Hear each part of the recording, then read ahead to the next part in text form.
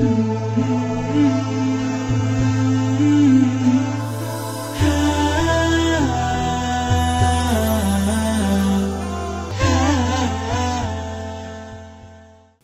আলাইকুম ওয়া রাহমাতুল্লাহি ওয়া বারাকাতুহু। বিসমিল্লাহির রহমানির রহিম। এই মুহূর্তে বাংলাদেশ সহ বিশ্বের অগণিত দর্শক শ্রোতা যে প্রান্তে বসে আপনারা বৈশাখী টেলিভিশন দেখছেন, আমি এইচ.এম. বরকতুল্লাহ আপনাদের সকলকে জানাচ্ছি শুভেচ্ছা এবং অভিনন্দন।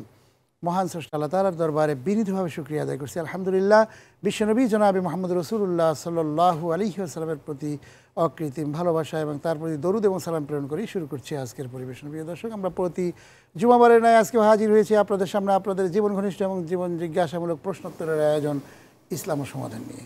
আজকে আমাদের মাঝে অতিথি হিসেবে অংশগ্রহণ করেছেন বিশিষ্ট স্কলার, ইসলামিক চিন্তাবিদ শায়খ ডক্টর জাকারিয়া আব্দুল জলিল মাদানী, অধ্যক্ষ মাদ্রাসাতুল হাদিস নাজিরা বাজার, ঢাকা।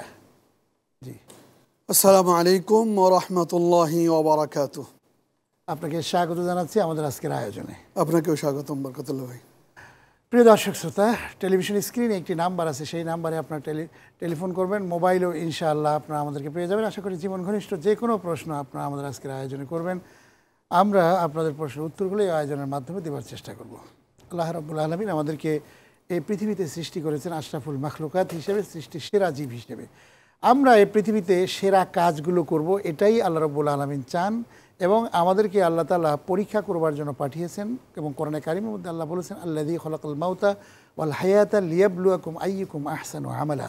তোমাদেরকে মৃত্যু এবং জীবন দিয়েছি এবং এর মাঝখানে যে সময়টুকু তোমাদেরকে দেয়া হয়েছে, কে ভালো কাজ করে এবং কে মন্দ কাজ করে, এই জিনিসটি দেখার জন্য।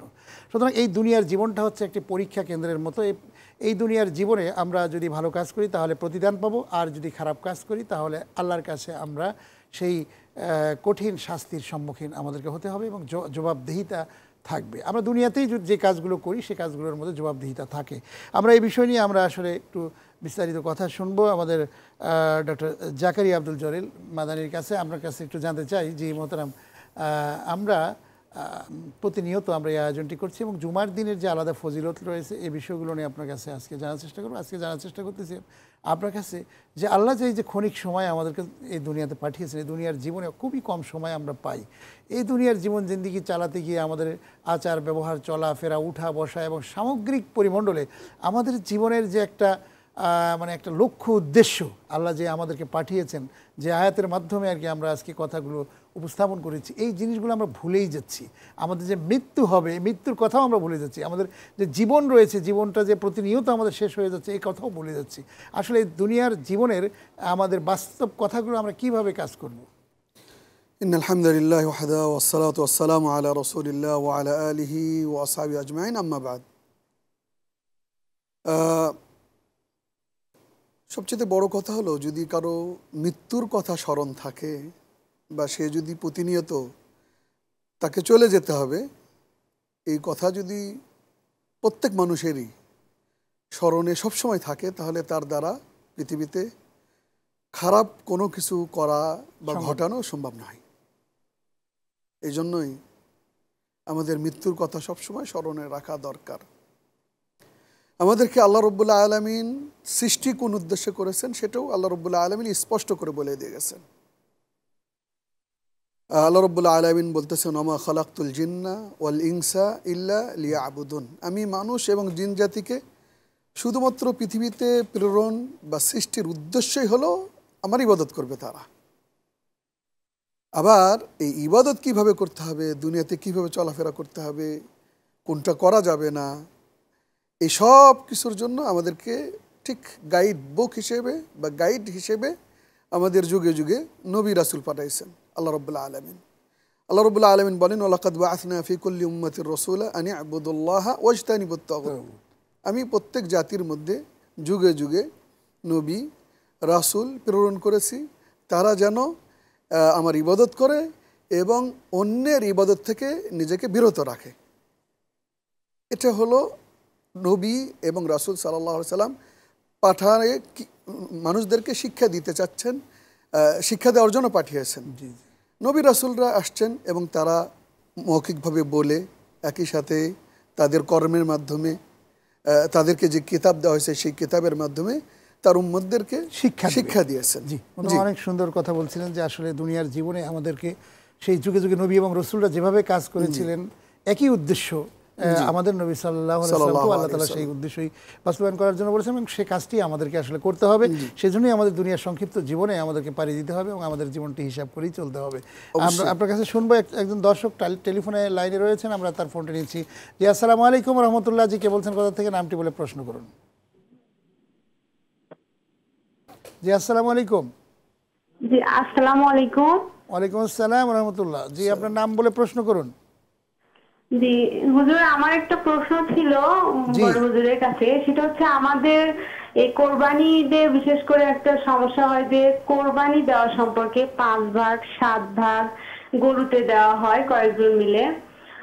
আর আরেকটা বিষয় হচ্ছে, আমাদের এলাকায় প্রচলিত আছে যে কোরবানি দেওয়ার পর গরুর মাংসটা 3 ভাগ করা হয় এবং 1 ভাগ দশহারি বলে আর কি, ওখানে সবাইকে 1 ভাগ ওইখানে জমা দিতে হয় এবং সেইটা আবার গরিবদের মাঝে, আবার মুয়াজ্জিনের মাঝে, আবার যারা ভাগ দেয় তাদের মাঝে, সবার মাঝে আবার বন্টন করা হয়।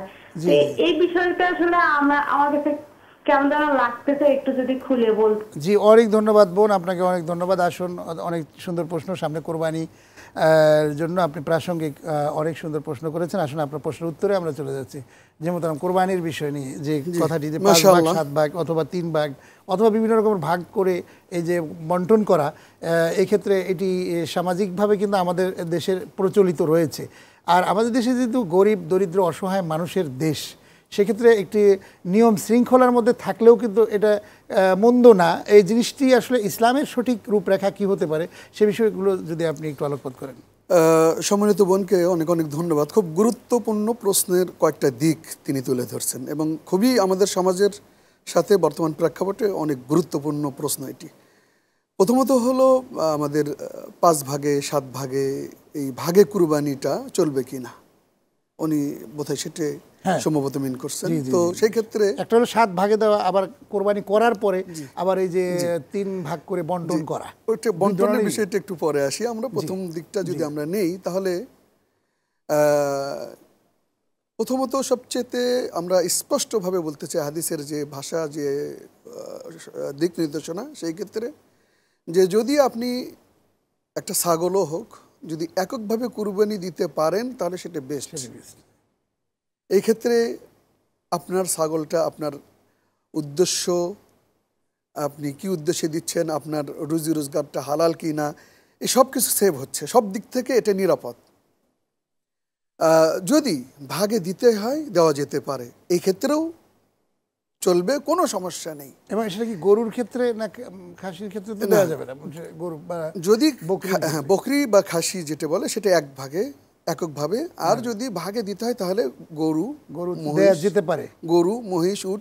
মহিষের বেলাও বললাম, কারণ হলো আমাদের মধ্যে এটাও একটা বড়, কাউকে বলতে শোনা যাচ্ছে যে মহিষ দ্বারা কুরবানি চলবে না, এটা বড় অপরাধ। এই ধরনের কথাবার্তা বলা শরীয়তে এবং আল্লাহ রাসূলুল্লাহ সাল্লাল্লাহু আলাইহি ওয়াসাল্লাম এটা 24 পর্যন্ত, সুতরাং দেওয়া যাবে, কোনো সমস্যা নেই।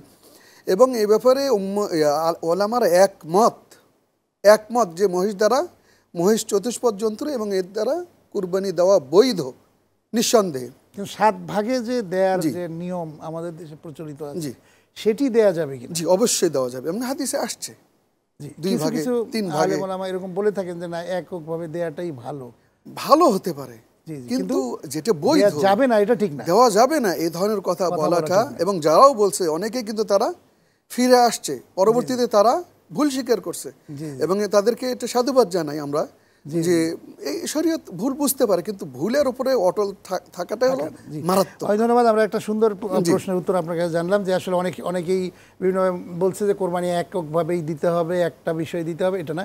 বকরির ক্ষেত্রে যদি আমরা দেই তাহলে সেটা আপনার একটা দেয়াই উত্তম, একটাই দেয়া উচিত। আর 2 নম্বরে যেটি আপনি বললেন যে গরু, মহিষ অথবা উট, এগুলির ক্ষেত্রে 7 ভাগে দিলে কোনো সমস্যা নেই। অত্যন্ত চমৎকার উত্তর আমরা পেয়েছি। এবং এই যে আবার আমাদের সামাজিকভাবে যে রীতিটা রয়েছে, যেটা হাদিসের মধ্যে ওইভাবে নির্দেশনা নাই, যে গরিব দুঃখীদেরকে তো এটা শেয়ার করতে হবে, এবং কেউ যদি ইচ্ছে করে কোরবানি নিজেই আপনার তার আত্মীয় স্বজনকে দিতে পারে অথবা নিজেরা খেতে পারে। কিন্তু এখানে আমাদের দেশে একটা প্রচলিত নিয়ম রয়েছে যে 3 ভাগে দেয়া, যেমন নিজের জন্য রাখা, আত্মীয় স্বজনের জন্য রাখা, গরিব দুঃখীদের জন্য বন্টন করা অথবা সামাজিকভাবে দেয়া, এইটা কতটুকু ঠিক আছে কিনা?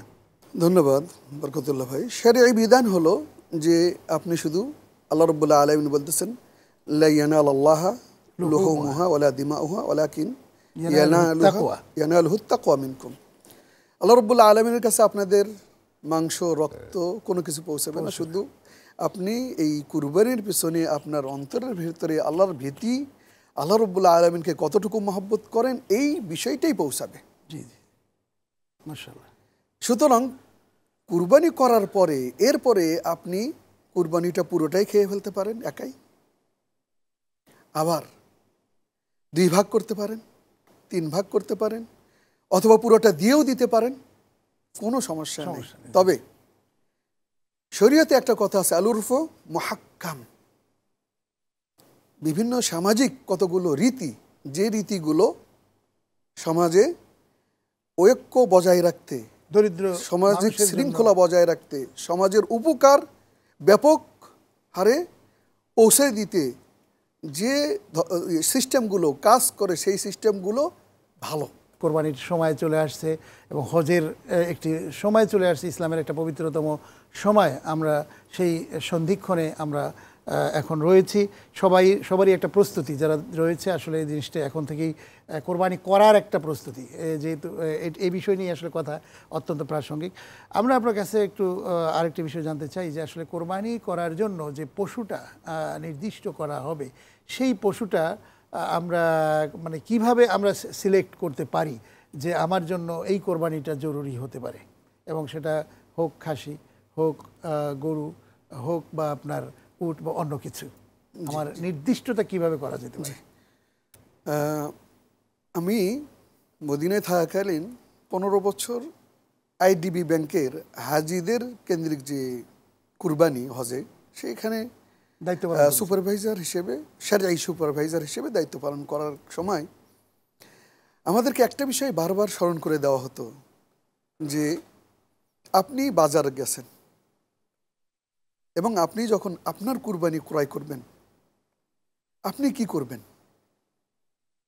তো সেখান থেকে একটা অনুভূতি আসে, যখন আমি অন্যের দায়িত্বে থাকি হাজিদের, তখন আমি শ্রেষ্ঠ যে পশুটা সেটাকেই বেছে নেওয়ার চেষ্টা করি, যেহেতু তিনিও তাই করতেন। তো কথা বলার উদ্দেশ্য হলো এটাই যে অবশ্যই অবশ্যই প্রকাশ্য যে দোষগুলো, খোঁড়া, কান কাটা, লেজ কাটা, শিং ভাঙা, দোষের অসুস্থ, রুগ্ন, এই ধরনের পশু ক্রয় করা উচিত না, এবং এটা আল্লাহ তাআলার দরবারে, আল্লাহ রাব্বুল আলামিনের কাছে এই পশু কুরবানি দিয়ে আপনি নিজেও মানসিক তৃপ্তিটা পাবেন না। এই জন্য আল্লাহ রাব্বুল আলামিনের সাথে যখন লেনদেন, এবং এটা আল্লাহ রাব্বুল আলামিনের সাথে জড়িত, এবং আপনার অন্তরের তাকওয়াটাই আল্লাহ রাব্বুল আলামিন দেখবেন। সুতরাং আল্লাহ রাব্বুল আলামিনের কাছে যদি দিতেই হয়, ভালোটা দেব, খারাপটা কখনো দেব না, এবং যথাসাধ্য অনুযায়ী। আপনাকে বলা হয়নি যে সবচেয়ে বড় কিছু ক্রয় করেন, আপনার সাধ্য অনুযায়ী আপনি যতটুকু পারেন সেই অনুযায়ী আপনি ক্রয় করেন, ছোট হলেও। এবং এই ক্ষেত্রে আমরা অহংকার করি, আবার বুঝতে পেরেছি কোরবানির আসলে যে ফরজ কার উপরে ফরজ হতে পারে, যেমন ধরেন নিসাব পরিমাণ সম্পদ হলে জাকাতের কথা বলা হয়েছে, এবং সেটি 1 বছর অতিক্রান্ত হওয়ার পরে সেটি দেওয়া জরুরি, কিন্তু কোরবানি কার জন্য দেয়া জরুরি? কুরবানি এই ব্যাপারে প্রশ্ন অনেকেই বলে যে আমার উপর ফরজ কিনা। একই সাথে হজে যারা গেছেন তারাও মাঝে মধ্যে বলেন যে আমি তো হজের ফিল্ডে কুরবানি দিচ্ছি, আবার দেশে কেন কুরবানি দেবো? তো সেটাও একটা খুব, আমরা নিয়মিত এই প্রশ্নটা পাই। আসলে ওটা যে কুরবানি নয়, ওটা হাদি, হজের জন্য পশু কুরবানি করতে হয়, এটা হজের একটা পার্ট। এখন সে আবার বলতেছে দেশে আমি কেন কুরবানি দেব?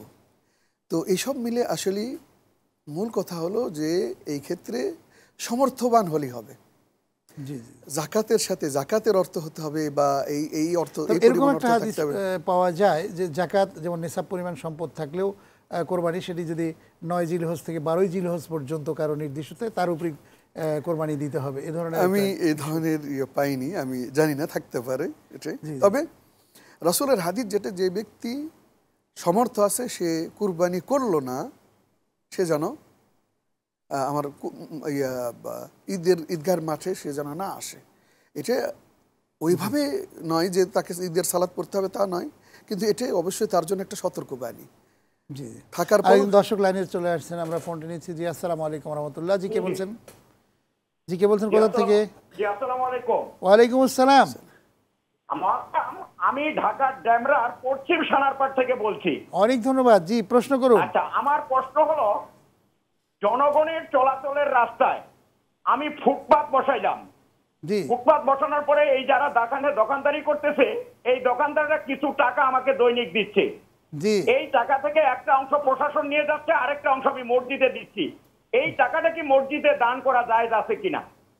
আচ্ছা আচ্ছা, অনেক ধন্যবাদ, অনেক ধন্যবাদ। আসুন, আমরা আপনার প্রশ্নটি বুঝতে পেরেছি। জি মোহতারাম, ফুটপাত বসিয়েছে পাশে একটি মসজিদ, এরপরে প্রশাসন কিছু টাকা নিচ্ছে ওখান থেকে, ওই দোকান থেকে, এ ধরনের কথা। এবং ফুটপাতে তো আসলে মানুষ যাতায়াতের জন্য, সেটি যদি মানুষের যাতায়াতের অসুবিধা করা হয় সেক্ষেত্রে কিন্তু প্রশাসনও দায়ী থাকবে। সেক্ষেত্রে আপনার আপনার মসজিদে বা যে কেউ এই দায়িত্বটা করুক, সেটা কিন্তু মোটামুটি ঠিক হবে না। সেইটা ঠিক আছে কিনা সেটা কিন্তু আমরা বুঝতে পারিনি।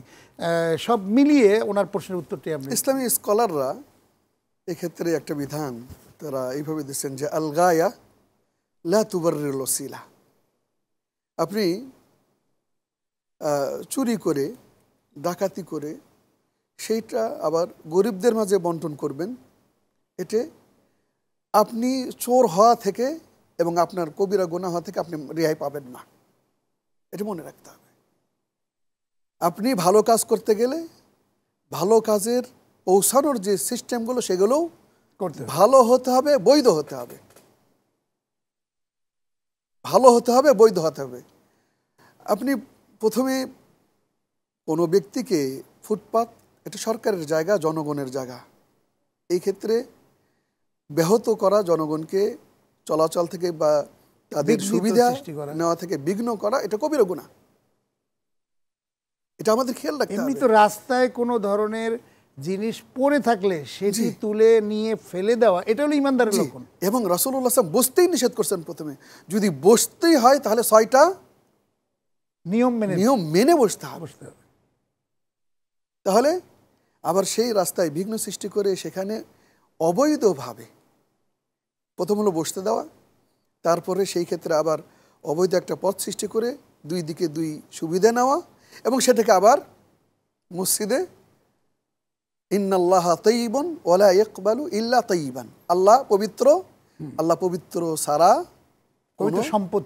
পবিত্র সম্পদ ছাড়া আর আল্লাহ রাব্বুল আলামিন গ্রহণ করেন না। সুতরাং, এবং আরেকটা বিষয় হলো আল ইসমু মা হাকা ফি নাফসিক, এবং কতগুলো মানে আছে, সমস্যা আছে, কতগুলো পাপ আছে, কতগুলো হুকুম আছে, যে বিষয়গুলো আপনি নিজেও যদি প্রশ্ন করেন আপনার অন্তরকে যে এটা জায়েজ কি না, আপনি উত্তর পেয়ে যাবেন। আলেমের দরকার নেই, আপনি উত্তর পাবেন। তো এটা পুরোটাই আমি মনে করি আমার এই ছোট্ট জ্ঞানে যে এটা হারাম। যদি চলাচলের রাস্তায় সেটি হয়ে থাকে তাহলে ঠিক হবে না। আর যদি দেখা যায় যে না, সেখানে চলাচলের রাস্তার জন্য ভিন্ন পথ অবলম্বন করা হয়েছে, সেক্ষেত্রে সেটাই যদি সামাজিকভাবে বা তারা স্বীকৃত সৃষ্টি করেন তাহলে সেটা করা যেতে পারে, সেটি ভিন্ন কথা। জি জি, যেহেতু আমরা যে বিষয় নিয়ে আলোচনা করছিলাম যে কোরবানির বিষয়, যে কোরবানির অনেকেই সামর্থ্য অনেকবার থাকে, আবার অনেকের থাকে না, অনেকে ঋণগ্রস্ত থাকে, অনেকে বিভিন্ন রকমের সমস্যা থাকে।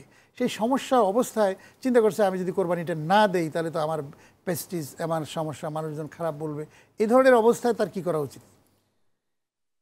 আল্লাহ রাব্বুল আলামিন সূরা বাকারার শেষ আয়াতে বলছেন যে মানুষদেরকে আল্লাহ রাব্বুল আলামিন